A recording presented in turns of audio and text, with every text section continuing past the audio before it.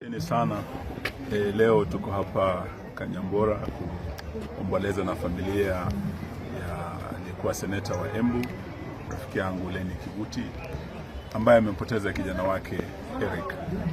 Na tunashukuru sana Archbishop Ole Sapit na kanisa Anglikana ambayo imesimamia mazishi haya siku ya leo, na vile vile tunashukuru watu wa Embu vile wametukaribisha hapa, wageni kutoka Kenya nzima kuja kuomboleza na familia hii. Na tukishukuru watu wa Embu, pia tunashukuru kanisa, sababu Archbishop Ole Sapit tumemwambia yeye, kanisa Anglikana, Katoliki na makanisa zote zimesimama kusema ukweli na kuambia serikali hii mambo ya ukweli, na vile vile kuhimiza ya kwamba lazima serikali iwache mambo ya uongo na vile vile mambo ya utekaji nyara wa vijana wetu. Tangu kanisa itoe ilani hii, yale tumeona yanaendelea ni uongo. Rais wa nchi hii amekuwa kule Homa Bay karibu wiki moja sasa. Aliahidi ya kwamba watakomesha mambo ya utekaji nyara wa vijana. Mambo hayo bado yanaendelea katika taifa letu. Pili, alisema wazi ya kwamba wale vijana waliotekwa nyara, akiwemo kijana kutoka hapa Embu County, Billy Mwangi, akiwemo kijana Gideon Kibet, ndugu yake Ronnie Kiplangat, Peter Muteti, Bernard Kabuli, wote alisema watawachiliwa. Tumekuwa mahakamani, IG wa polisi hakufika mahakamani, hakufikisha vijana hawa. Babake Billy Mwangi alitoka Embu hapa mapema, akaja kule Nairobi, tukawa naye kotini. Serikali hii haikuwa fanya yale yalikuwa wameelekezwa na mahakama. Wamepewa siku 7 kufikia Jumatano wiki ijayo, tarehe 8. Kama IG wa polisi Mheshimiwa Ruto na hii serikali yake hawatakuwa wamewasilisha wale vijana kotini ama kwa wazazi wao, leo tunataka tuombe watu wa Embu, yale maandamano ambayo walikuwa wameanzisha tarehe 8, tuwe tayari kwanza maandamano, the mother of all demonstrations. Tuweke pressure, sababu huyu Kasongo kile kitu anaelewa tu ni pressure, na kama hatafanya hivyo sote haya mambo tena hatutawachia majenzi wa Embu ama kaunti zingine. Tutaomba Wakenya katika kaunti zote 47 wajiunge na Wakenya wa kaunti hii ya Embu ambao tayari wameanzisha maandamano na wako tayari kuendelesha maandamano. Tarehe 8 wiki ijayo tuwe tayari sote, tujitokeze. Na hiyo hatutakuwa tu tunasema ya kwamba tunaandamana eti IG wa polisi afutwe kazi.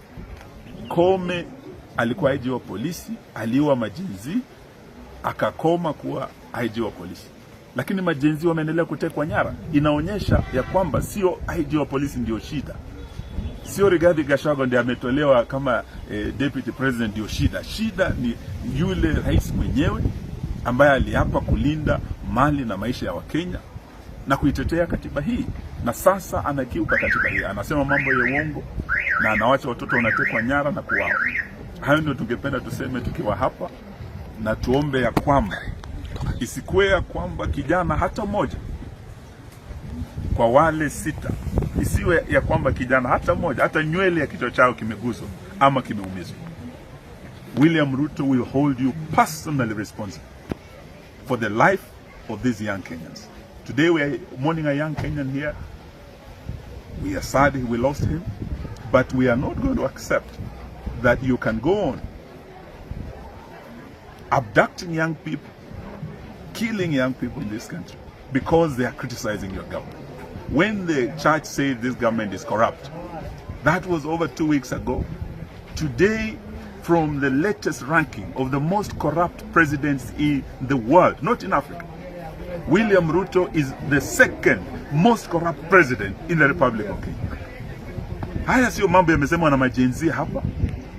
Kwa hivyo stop abducting our children. When they are saying you're corrupt, the whole world today knows the 2nd most corrupt president in the world is William Samoei Arap Ruto.